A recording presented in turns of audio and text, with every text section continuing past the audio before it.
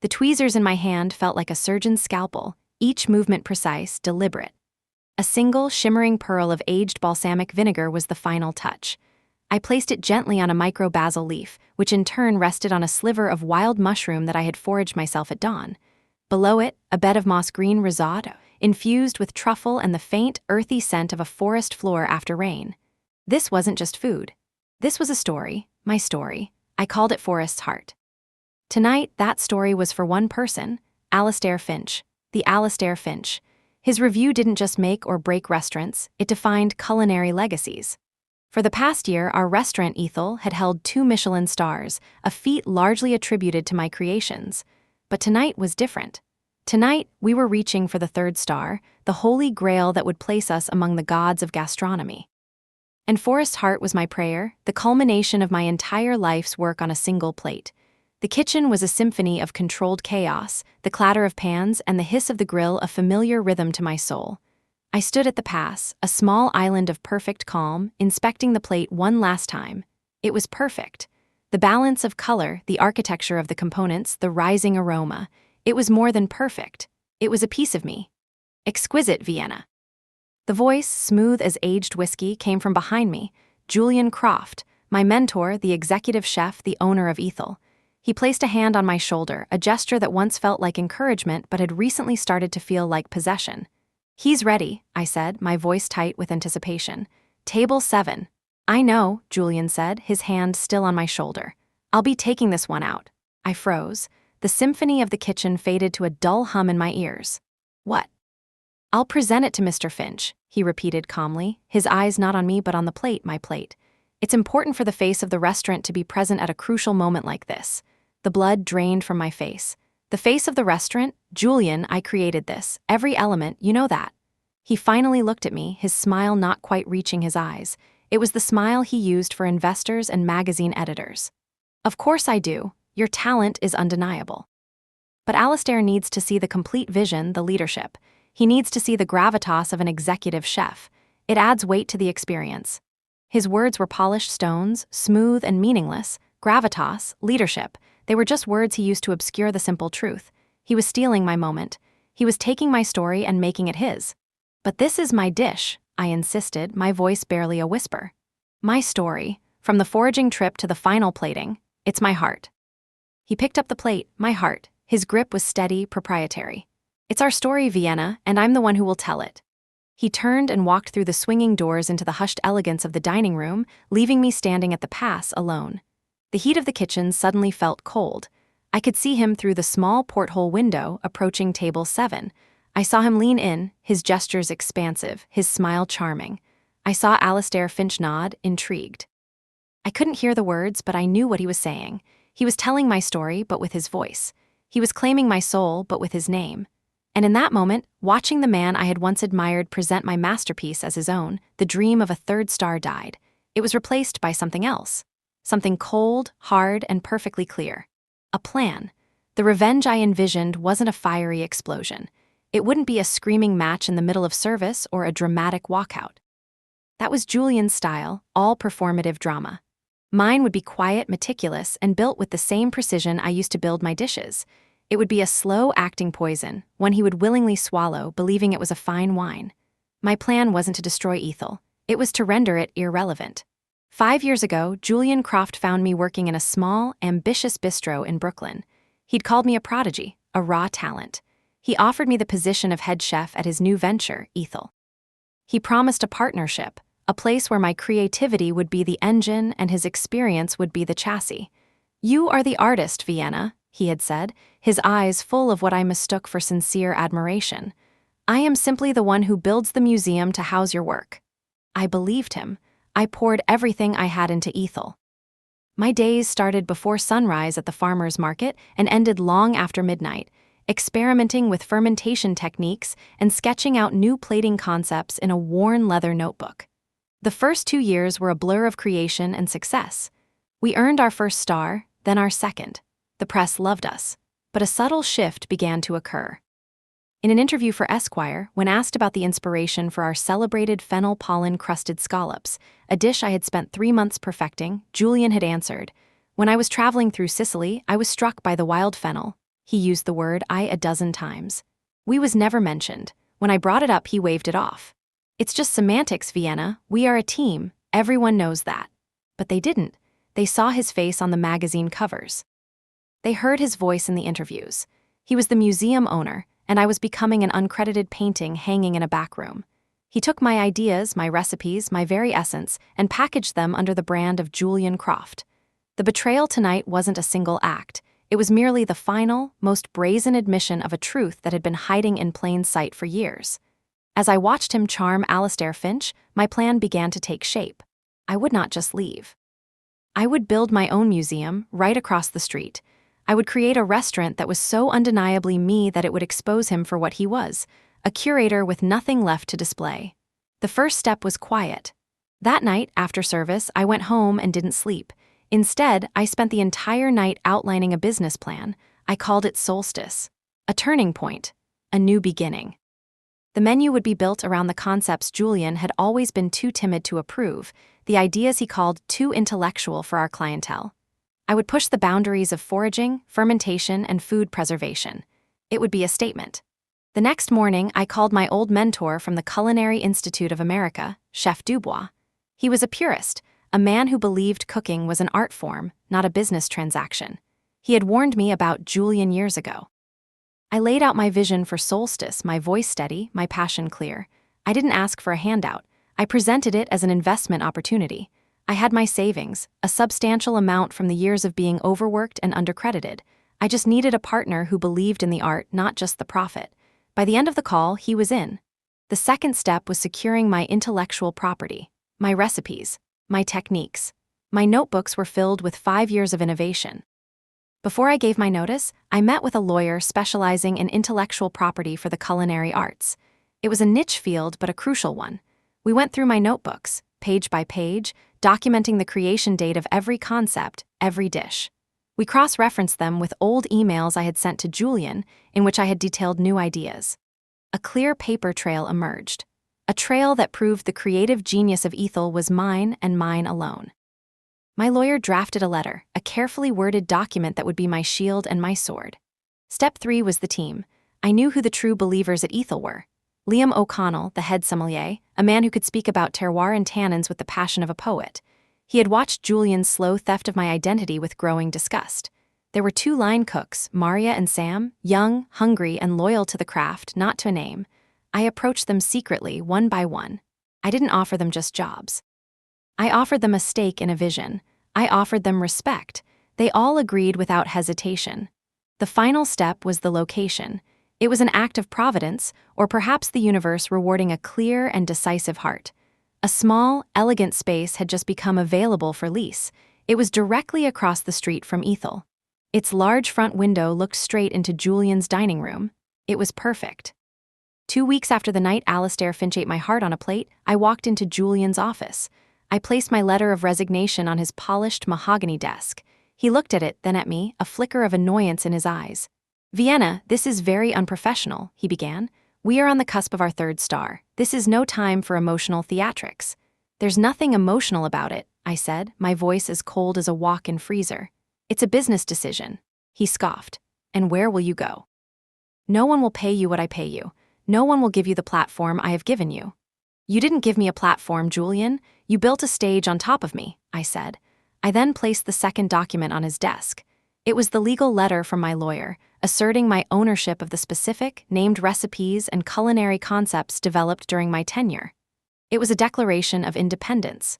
He read the first paragraph, and the color drained from his face. The charming restaurateur vanished, replaced by a cornered animal. "This is absurd.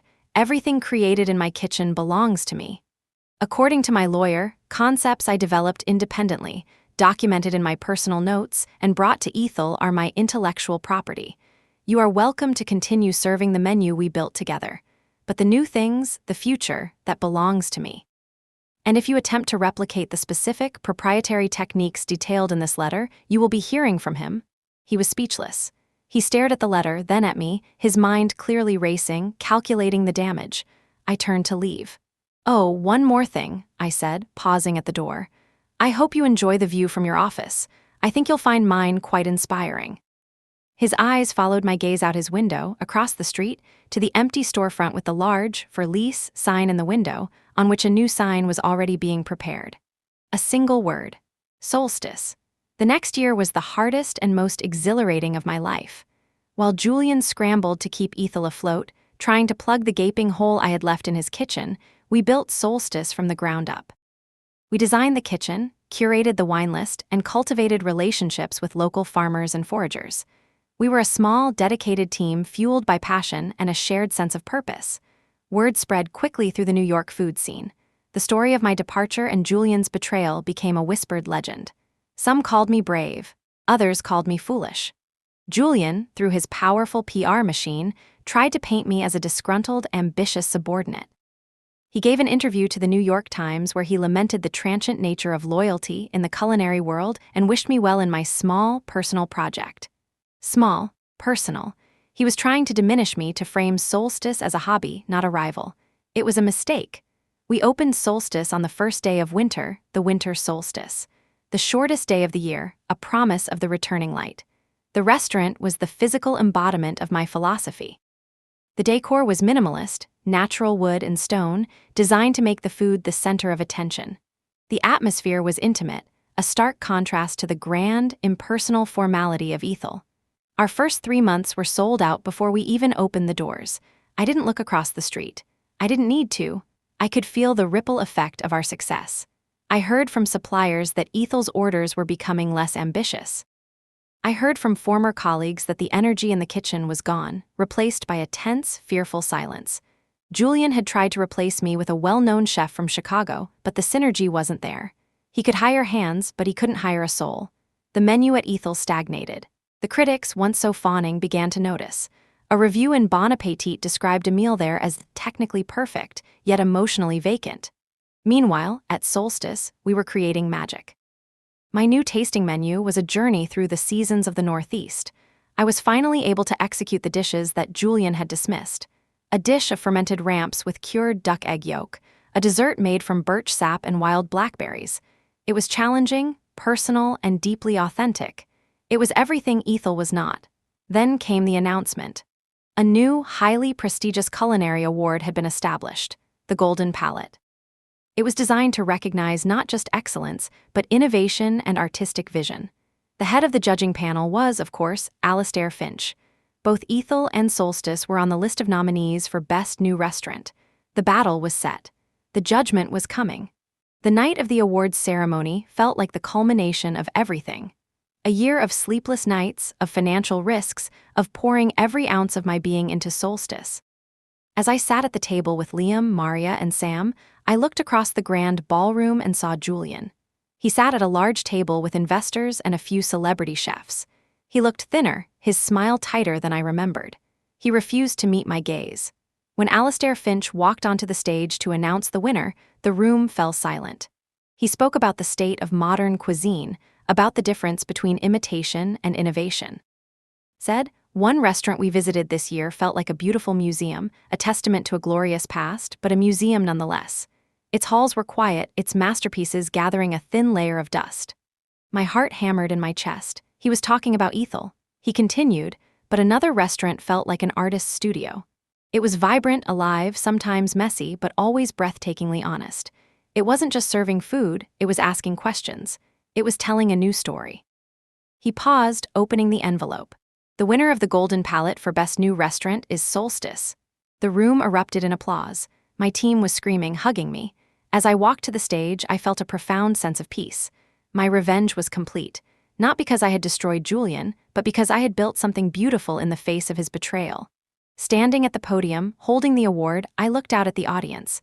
I saw my team, my real family, their faces shining with pride. And then I saw Julian. He was staring at me, his face a mask of disbelief and fury. Our eyes met for a brief second. In that moment, he knew he had lost. He hadn't just lost an award. He had lost the future. I gave my speech. I thanked my team. I thanked my mentor, Chef Dubois. I thanked the farmers and the foragers. I never once mentioned Julian Croft's name. He had become, as I had planned, irrelevant.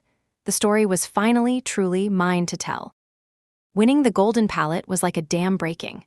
The morning after the ceremony, my phone started ringing at 6 a.m. and didn't stop. It was CNN, the Food Network, the Wall Street Journal. Everyone wanted to tell the story of the young chef who had dethroned a king. We were booked solid for the next 6 months. Investment offers poured in, not just from restaurateurs, but from venture capitalists who saw a brand in the making. Solstice wasn't just a restaurant anymore, it was a phenomenon, and I was at its center.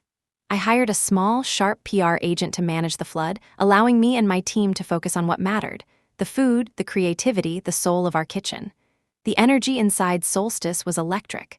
We were a family forged in a quiet rebellion, and now we were victorious. We weren't just cooking, we were building a new kind of legacy, one founded on collaboration and respect. Liam's wine program was hailed as the most innovative in the city. Maria was promoted to sous chef, her talent flourishing in an environment that nurtured it. We were thriving. Across the street, a profound silence had fallen over Ethel. The reservation book, once a fortress, now had gaping holes in it. The tourists and business accounts kept it afloat, but the connoisseurs, the tastemakers, the people who create the buzz that a restaurant like Ethel needs to survive, they had all migrated to Solstice. Julian tried to fight back. He hired a new publicist and attempted to rebrand Ethel as a timeless classic, a bastion of tradition in a world of fleeting trends. He gave a bitter interview in which he referred to Solstice's food as aggressively intellectual and a performance, not a meal. It was a transparently sour grapes campaign, and it backfired. It made him sound old, tired, and afraid. I knew Julian. I knew his ego was a fragile, ravenous thing. He couldn't stand being irrelevant. I knew he would not go down gracefully. He would do something reckless. I was just waiting for it. The moment came about 3 months after the awards. Liam brought it to my attention. A food blogger, one of the few who still went to Ethel, had posted a photo on Instagram. The caption read, "Chef Croft's daring new creation, an umami bomb of fermented sea kelp with a cured scallop roe foam." I looked at the picture, and a cold, calm certainty settled over me. It was a dish called Tidal Lock. It was one of my signature creations at Solstice, a dish that took 6 weeks to prepare due to the complex, multi-stage fermentation of the kelp, a technique I had developed and documented meticulously in my notebooks long after leaving Ethel. He hadn't even bothered to change the core components, just the name. It was arrogant, it was desperate, and it was exactly the mistake I had been waiting for. I didn't get angry. The emotional part of this war was over for me. All I felt was the quiet satisfaction of a predator whose prey had just walked willingly into the trap. I picked up my phone and called my lawyer. "He did it," I said. "It's time." The legal action was as swift and silent as a blade. We didn't file a splashy, public lawsuit. That would have been messy, turning my story into a public spectacle. Instead, my lawyer sent a cease and desist letter. But it was no ordinary letter. It was a 20-page document, a devastatingly precise catalog of my intellectual property. It included dated and signed pages from my notebooks, email correspondence, and sworn affidavits from suppliers who had sourced rare ingredients specifically for my experimental dishes at Solstice. The letter gave Julian 48 hours to remove the dish from his menu and issue a private, written apology. But it also contained a more lethal clause. It stated that any future menu item at Ethel that utilized my proprietary techniques, a list of which was attached and included everything from specific fermentation processes to unique plating compositions, would trigger an immediate lawsuit for damages, including a percentage of Ethel's profits. We had, in essence, legally forbidden him from cooking like me. And since my style had been the only thing keeping Ethel relevant for the past 5 years, we had effectively crippled him. He didn't respond for 47 hours. I can only imagine the panic and fury inside that polished restaurant. On the final hour, a bike messenger delivered a short, terse letter to Solstice. It was an apology, if you could call it that. It was full of legal jargon, admitting no wrongdoing but agreeing to remove the dish. The victory was quiet, but absolute. He had been forced to bend the knee, not in a public square, but in the cold, hard language of the law. The true collapse began after that. The cease and desist letter, while private, had to be shared with his investors and his new head chef. The word got out. The story was no longer just about a creative dispute, it was about theft. Plagiarism is a mortal sin in any creative field, but in the world of high cuisine, it's a death sentence for one's reputation. His sous chef, a talented woman named Isabel, quit 2 weeks later. She called me. She didn't ask for a job, though I would have considered it. She just wanted to tell me that the kitchen at Ethel had become a toxic wasteland of paranoia and blame. Julian was a ghost, rarely coming in, and when he did, he was volatile and accusatory. He had lost the respect of his team, and a chef with no team is just a man in a tall hat. The investors, a notoriously unsentimental group of venture capitalists, began to get nervous. Ethel was a prestige project for them, but it was still a business, and the numbers were starting to look ugly. I heard through the grapevine that they had called an emergency board meeting. They demanded Julian take a step back from the kitchen, from the restaurant's identity, and let a new team try to salvage the brand. It was the ultimate humiliation. The museum owner was being locked out of his own museum. The final, public execution came in October. It was the day the new Michelin Guide was to be released. The entire culinary world holds its breath on that day. My team and I were gathered in the Solstice kitchen, a case of champagne on ice, just in case. My phone buzzed. It was a text from a journalist friend. Solstice, 2 stars. The kitchen erupted. We had done it. In our first year, we had achieved what takes most restaurants a decade. I was hugging Liam, tears streaming down my face when another text came through. I almost didn't look at it. Ethel, 0 stars. They hadn't just demoted him. They had stripped him bare. They had taken away everything. It was a statement from the establishment, a complete and utter repudiation of his entire existence. The king was not only dethroned, he had been exiled from the kingdom. That night, after the celebrations at Solstice had finally wound down, I stood alone in the quiet dining room. I looked out the large front window, across the street to Ethel. It was dark. The grand facade that had once seemed so imposing now just looked empty, a hollowed-out shell. I expected to feel a surge of triumph, a final, sweet taste of victory, but I didn't. The anger, the need for revenge, it had all been burned away in the heat of creation, in the building of something new. Julian Croft was no longer a monster in my story. He was a ghost, a cautionary tale. I had won, but the prize wasn't his failure. The prize was this room, this team, this life that I had built not on the ashes of his, but on the foundation of my own truth. The revenge was over. Now the healing could begin. The weeks that followed the Michelin announcement were a strange, beautiful blur. Solstice became a pilgrimage site. We had food critics from Tokyo, documentary filmmakers from France, and a waiting list for reservations that stretched into the next year. My team was extraordinary. We moved with a shared intuition, a silent language spoken in the heat of the kitchen. There was no ego, only a collective desire to create something beautiful. I realized that the best revenge hadn't been watching Julian fall, it had been the joy of watching my team rise. One afternoon, during our pre-service briefing, I made an announcement. I told Liam, Maria, and Sam, my 3 original co-conspirators, that I had met with my lawyer. I was restructuring the company. Solstice was no longer mine alone. I was making them partners. Their reactions were a study in shock, then overwhelming emotion. Liam, always so composed, simply took off his glasses and wiped his eyes. Maria let out a sob that turned into a laugh. Sam just stared at me, speechless, before pulling me into a bone-crushing hug. "We're not just a team," I told them, my voice thick with emotion. "We're a family, and families build things together." In that moment, I fully understood the poverty of Julian's ambition. He had wanted to own a legacy. I was content to be a part of one. His idea of power was a pyramid with him at the top. Mine was a circle. As our success grew, so did the temptation to expand. Offers came in to open a Solstice in London, in Lowe's Angels, to start a line of gourmet products. It was the path Julian would have taken, diluting the brand for the sake of profit. I turned them all down. Instead, I used our newfound capital for something different. I established the Solstice Foundation, a grant program for young, independent female chefs trying to open their first restaurants. I wanted to give them the support I had to fight so hard for, to shield them from the Julians of the world. It was a way to turn the poison of my past into an antidote for the future. About 6 months after Ethel lost its stars, the restaurant closed for good. The windows were papered over. The grand sign was taken down. It vanished from the neighborhood with a quiet finality that was almost anticlimactic. I heard Julian had lost everything. His reputation, his restaurant, his investors' money. He sold his penthouse and moved out of the city. He had become a ghost, just as I'd intended. I thought that would be the end of it. But one rainy Tuesday afternoon, as I was walking back to the restaurant after a meeting with my farmers, I saw him.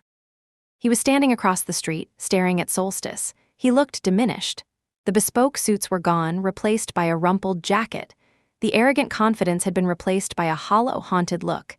He was no longer a king or even a ghost. He was just a man. A sad, broken man standing in the rain. He saw me. For a moment, I thought he would cross the street. My heart didn't pound.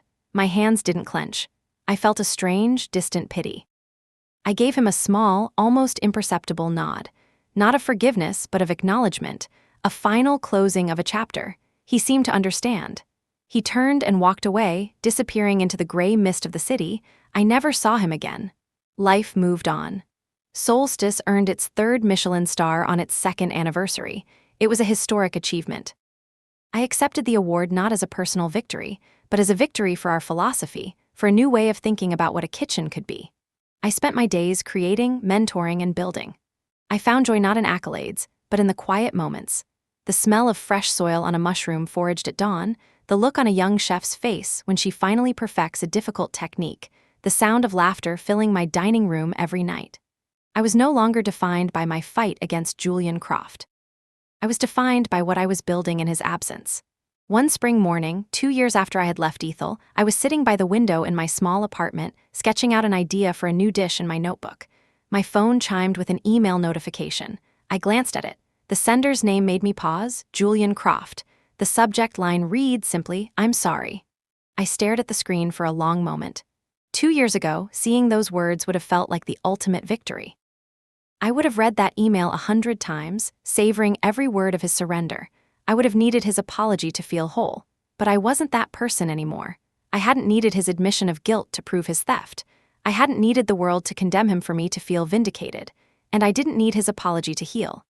My healing had happened in the soil of my own garden, in the fire of my own kitchen, in the loyalty of my chosen family. My success was my closure. My happiness was my peace. His apology, whatever it contained, was for him, not for me. It was a weight he needed to unload. But it was not my burden to carry, nor was it my responsibility to absolve him. With a quiet, steady finger, I pressed delete. I didn't read the email. I didn't need to. I turned my attention back to my notebook, to the blank page in front of me. The sun was streaming through the window, and the city was humming with life. I picked up my pencil, and I began to draw. There were new stories to tell, and for the first time in a long time, they were all my own.